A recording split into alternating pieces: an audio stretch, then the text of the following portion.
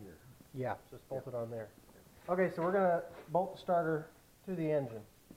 Kind of a two-person job because this thing is heavy, like 50 pounds.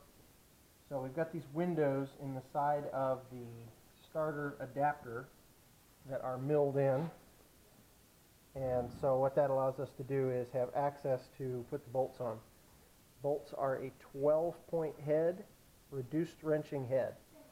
So we don't have to have as big a wrench in there, which is good because we don't have that much room. So other problem with this is that you can't bury this all the way on and get the nuts on. Yeah, you kind of hold kind of half.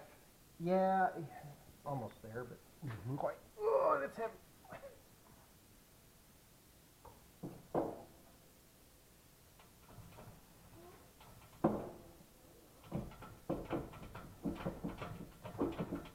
Okay. All right, and if you just kind of want to, take a little weight off of it. Yeah. Don't need to back it up. No, I think it's fine right where it is, but you just need to.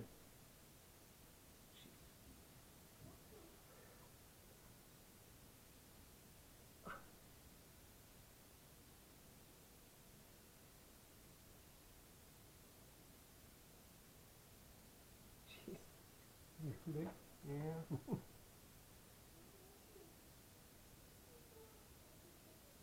You know, I need to get a piece of TIG wire or something that I can stick back in there to do it. There we go. That might be. Hold it up there. Yeah, and then flick at it.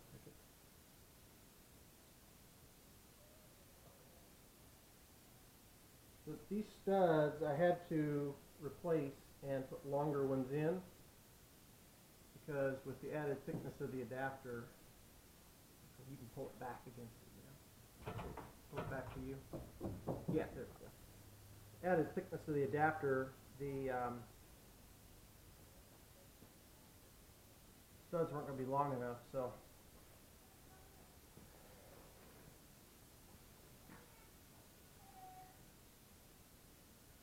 So once we get this bolted on, we can do a, I guess you call it a solenoid test, where we apply power to the solenoid but not to the starter, and see if, and I can look through this window here, and we can see if we get full engagement in there.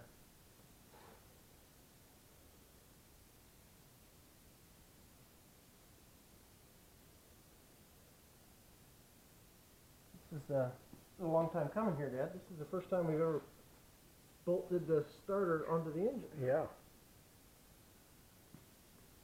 So then I think that, I don't know if we'll need an extra support for this or not. I don't know. Does it seem like it's going to be stout enough? Seems like it's awful stout. Yeah. But we can make an air inlet adapter here to put a bit of hardware cloth essentially to keep foreign objects out. Just with the amount of air that this thing will move, it will suck in anything that's not kept out. Okay. Right, so it's really just sitting on the studs right now, but once we push it in there, then we can put the wrench in there. Good? There we go.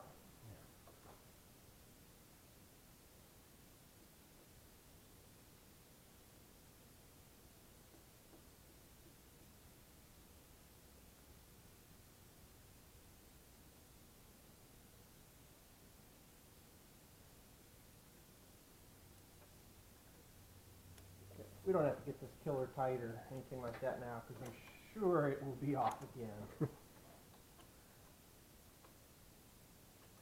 But there's just enough room in these windows to get the wrench in past the end of the stud. And I've ground a little bit on the back of the wrench here so that it doesn't touch that back wall. So it really pretty good. Oh.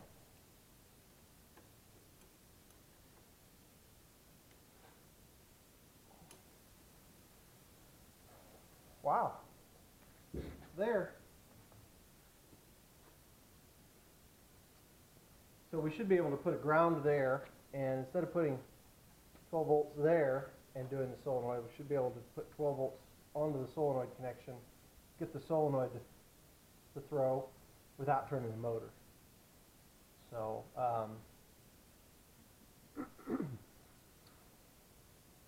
we had something to attach onto that. What do you think that thread is? Is that a 5/16? Or is that a 7/16? That's probably 7/16 thread.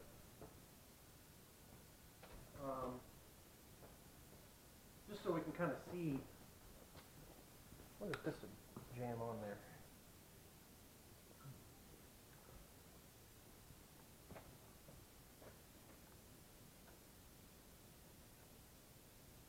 Not really.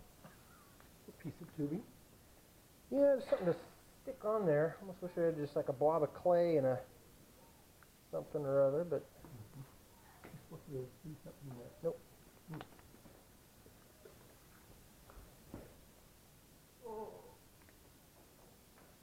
Yeah.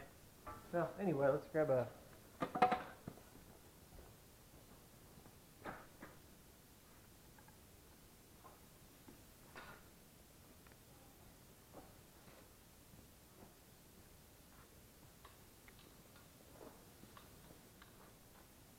Go on there.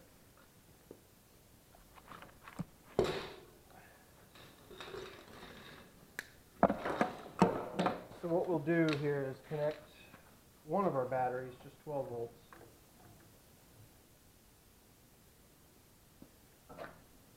And then we'll touch the starter terminal. See if we can get full engagement. So, I guess.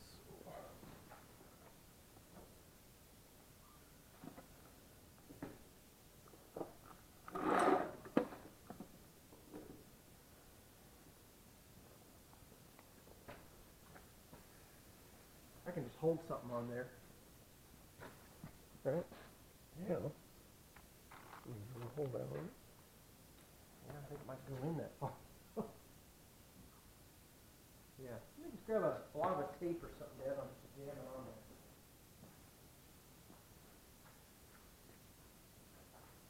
That moved.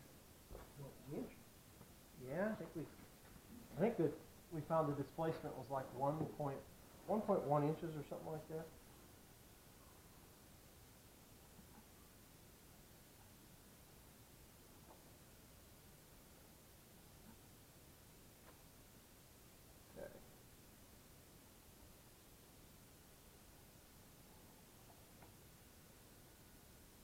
Okay, so there we go. So that's connected to the end of our solenoid. So when the solenoid pulls in, we should see that go back there and engage. Well, Dad, do you want to touch that on there and we'll see if we get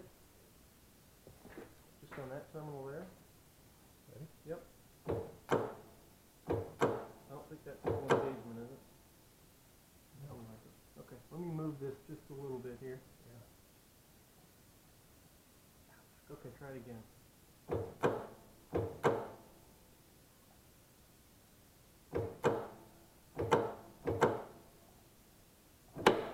Ah, that was full engagement. Okay. Well, do you think we should try just a little rotate? Actually spinning it? Just spin it on 12 volts? Yeah. Of course, to do that, we're going to need to go in between there.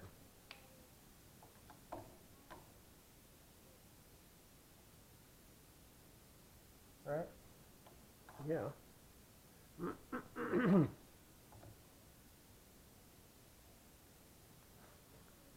So then you can just slide a screwdriver down to this, right? I don't think we can. I had a thing of wire out there.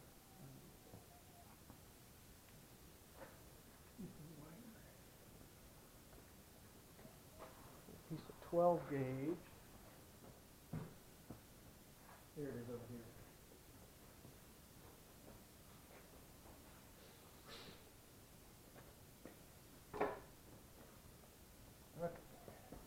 So we're just going to do a real quick turn here.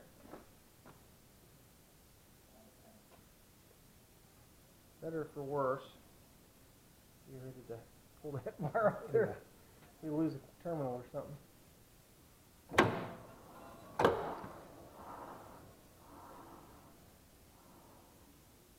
It did start turning. It also started to burn the galvanize off of there. Of course, it's also 12 volts, not 24. Well, true, true. Okay, well, it rotates. It rotates. Mm-hmm. You want to leave that on there, Dan? I'm just going to do one more thing here to see.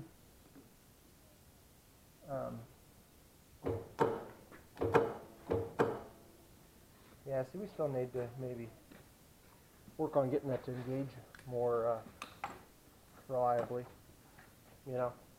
Mm-hmm. It did disengage, though. We know that. Oh, yeah. So.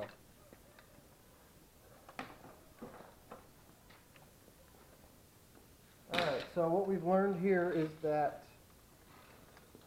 we may need some more help getting those splines to engage. It may not be reliable to the sense where, you know, in all orientations that they'll drop in. So we were only doing this at 12 volts, not at the 24 that it was designed for. But you know, for first test, I think that was, you know, appropriate to do it. But you only got the engine to rotate probably 5 or 6, you know, times. So so yeah. Proof of concept. So, but we've got some more work to go from here. So.